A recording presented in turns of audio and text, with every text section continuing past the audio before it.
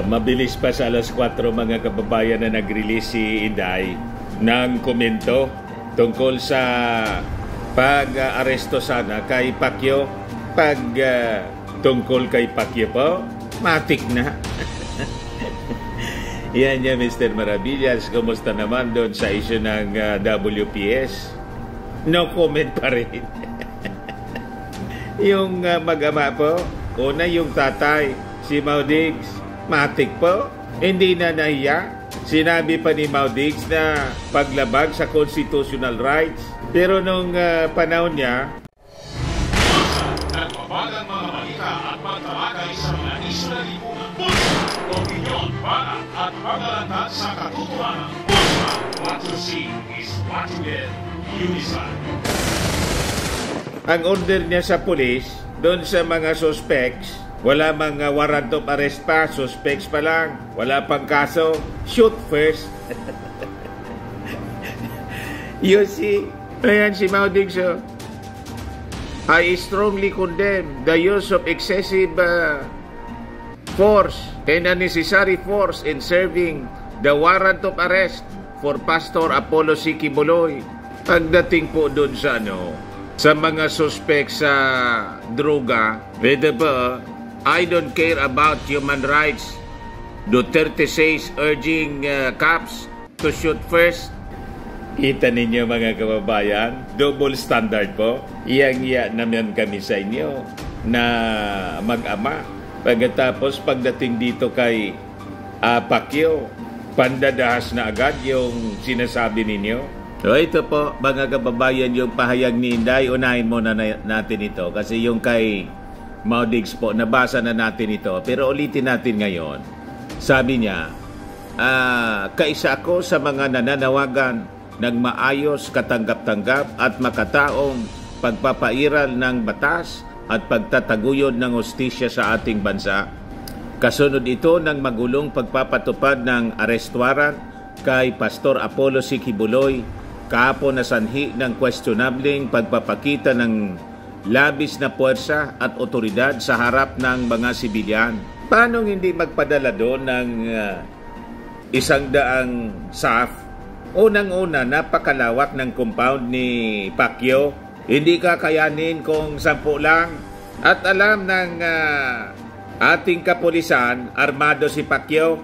Saka marami siyang mga supporters na I think natipan po. May tao siguro si Pacquiao sa PNP. Nalulusobin kaya nakita ninyo, matao po doon. Nakanda na humarang. So may nagtip. So yung puwersa po ng Special Action Force, tama lang po. It is necessary. Hindi man po ordinaryong tao si Pacquiao.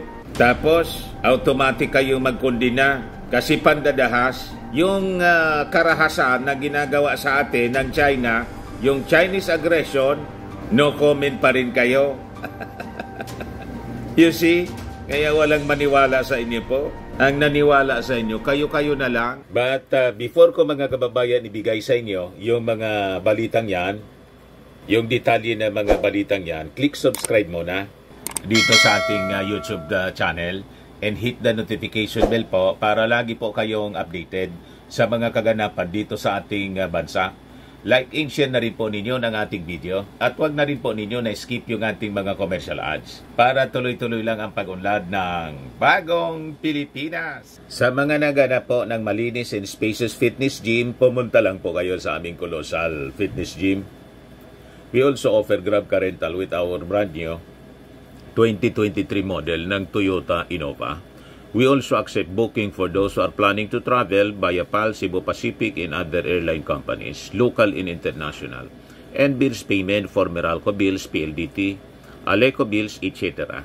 Ang Colossal Fitness Gym is located at 3rd floor Security Bank Building, Landco Business Park, Legazpi City, Albay. For inquiries, look for Chilon Maravillas, contact number 0966-802-0949. Yan po yung aming Innova. Lagi na pong matao sa amin.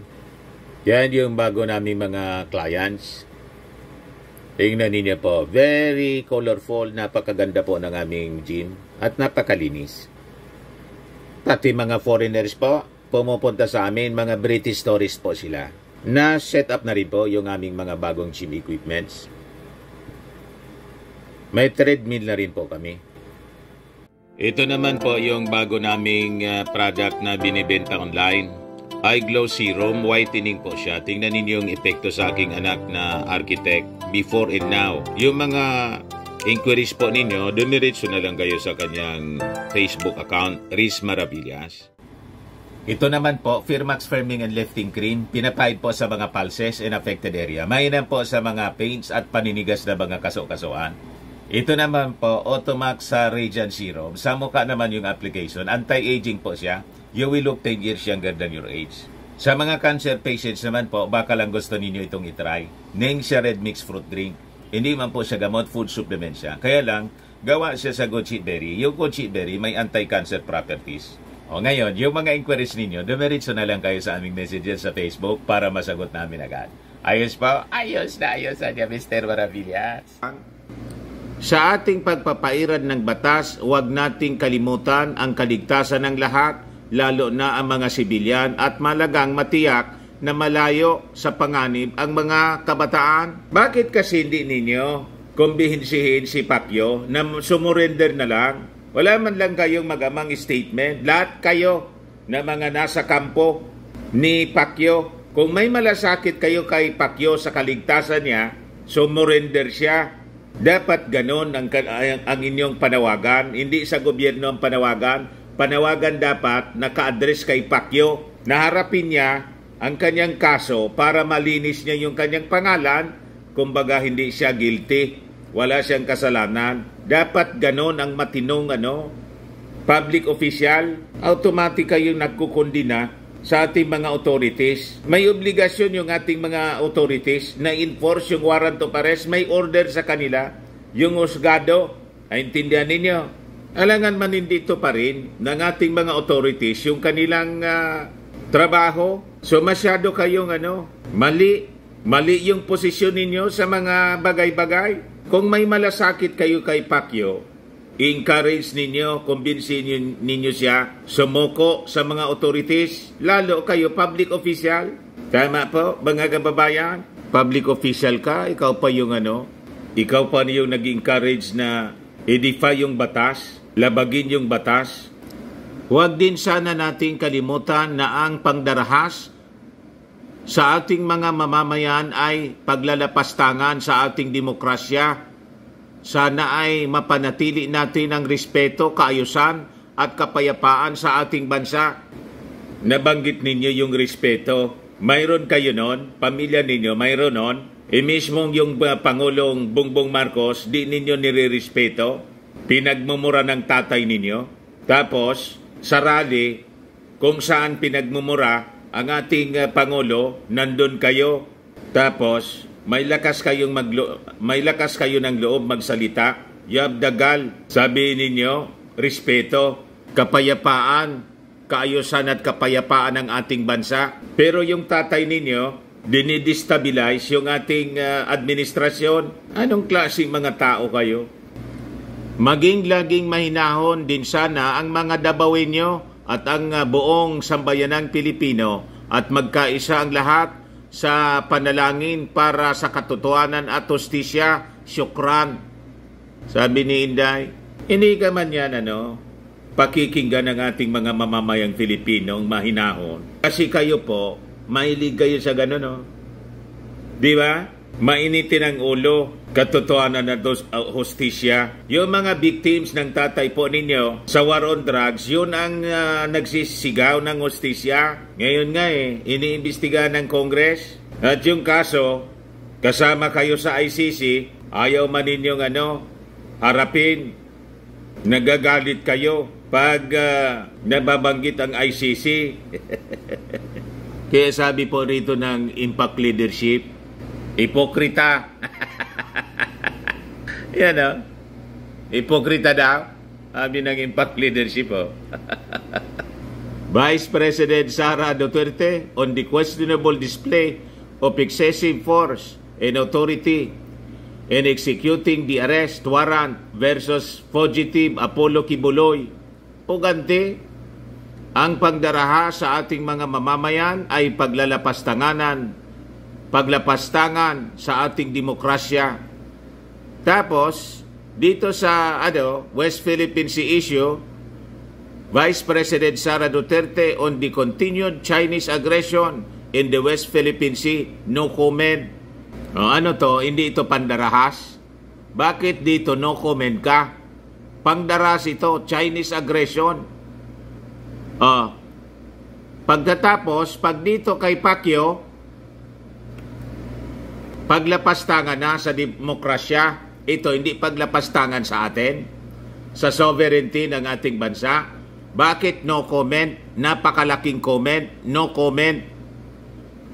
Yan ang tanong natin. Sagot, Inday. Pagdating sa pang-abuso ng China, panglalapastanganan sa ating mga sundalo at sa ating mga mangingisda, lagi kayong no comment. Pagdating kay Pacquiao, mabilis pa kayo sa kidlat na may comment tulad ng tatay ninyo. Lagi kayong may sinasabi. May yaya nga kayo sa balat ninyo. Ito yung statement ng tatay. Sabi niya, I strongly condemn the use of excessive and unnecessary force in serving the warrant of arrest for Pastor Apollo C. Kibuloy of the Kingdom of Jesus Christ by police officers who are not even from Davao City. This incident occurred within a place of worship and on school premises, which is absolutely unacceptable. Nya saan man po isi-serve yung warrant of arrest? Siyempre, kung saan siya nagtatago. Tama? Unang-una, pastor siya. Pinili niya na magtago dyan sa place of worship. Siyempre, doon siya pupunta ng ating mga authorities. Gusto mo, pataguin mo sa bahay mo para yung operation ng mga authorities doon sa bahay mo. Anyway, administrator ka na ng property. Will this overkill be the trademark of this administration when dealing with the individuals who are merely accused of committing a crime and have not been proven guilty beyond reasonable doubt? Lakas ng loob po ninyo. You have the gall na questionin ng ganon, mag-question ng ganon. Inang panahon po ninyo, wala pang kaso, walang warrant of arrest, pero yung order ninyo, napakalinaw. December 3, 2020, I don't care about human rights. Duterte says urging cops to shoot first. May order ngayon na shoot first dyan sa pinagtataguan ni Pacquiao. Di ba wala? So pag kayo ang nasa poder, okay yung order na kill, shoot first. Buti pa nga ito po, wala kayong narinig na putukan kahit napakarami yung mga pulis at tinarang sila. May narinig kayong putukan. At si Pacquiao, akusado na, may warrant of arrest at alam na mga authorities armado.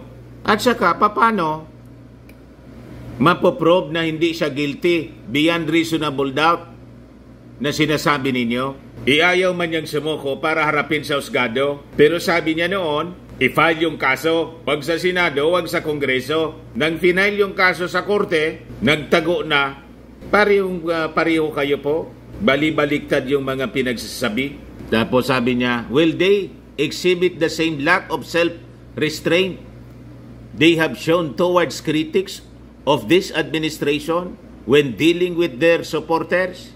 How can this administration guarantee the preservation of the constitutional rights of our fellow Filipinos when even the most fundamental of these rights are being trampled upon and blatantly violated? Nagsalita yung walang violation ng constitutional rights ng mga suspected drug users. Based sa report ng mga authorities, hindi lang pala 20,000, umabot ng 27,000. Kumusta naman yung constitutional rights ng mga namatay na umabot ng 27,000 at sila ay mga ordinary citizen? May mga bata yung iniimbestigan ngayon sa Kongreso. Kaya sabi ng Impact Leadership, Verdugo inalmahan ang paggamit ng excessive and unnecessary force laban sa pugante. Matindi po yung pagkasulat ng balita. Birdugo. Inalma yung paggamit ng unnecessary excessive force sa Pugante. Former President Rodrigo Duterte strongly condemns the use of excessive and unnecessary force in serving the warrant of arrest for fugitive Apollo Kibuloy, who is facing charges of sexual abuse. Mabibigat po yung kaso, sexual abuse and qualified trafficking. During his term, Duterte was criticized for his shoot-to-kill order against suspected drug offenders and even quarantine violators. O kita mo na. In a recent House Committee on Human Rights investigation into the Duterte administration's bloody war on drugs, it was revealed that Duterte, the 20,322 drug suspects were killed from July 1, 2016 to November 27, 2017 alone. So, kumusta naman po yung human rights, constitutional and human rights ng mga ordinaryong taong ito? Not proven guilty in court, pero sentensyado, ang sentensya niya, death penalty. Ngayon po, kinokondina niya. Pero shoot them dead ang order niya. Para saan itong order niyang shoot them dead? Ngayon po, Rodrigo Duterte President ordering the police, military, and barangay officials to kill quarantine violators April 1, 2020. Para quarantine violators, gusto nang ipapatay. Ganon katindi. Ito po yung video ng pag-serve yata to ng warrant of arrest. Sila yung nagrarally dyan, humaharang sila. May nakita kayo dyan na violenting enforcement. Yung isang compound niya, Mr. Maravillas, yung bakod na yero, sinira ng pulis. Siyempre, sirain yon kasi ayaw nilang papasukin. Dinedelay nila, mga kababayan, yung pagpasok ng mga authorities para siguro makatakas kung nandun, mga kababayan, si Pacquiao. May nagtip siguro. Kasi kung wala, bakit early in the morning, 4 o'clock, matao doon, nakaharang na. So, ibig sabihin, may nagtimbre, may nagoda siguro. May tao si Pacquiao sa PNP, may sympathizer siguro. You see? So yan man lang po, mga kababayan. Ako po si Dante Maravillas. Bye-bye. God bless.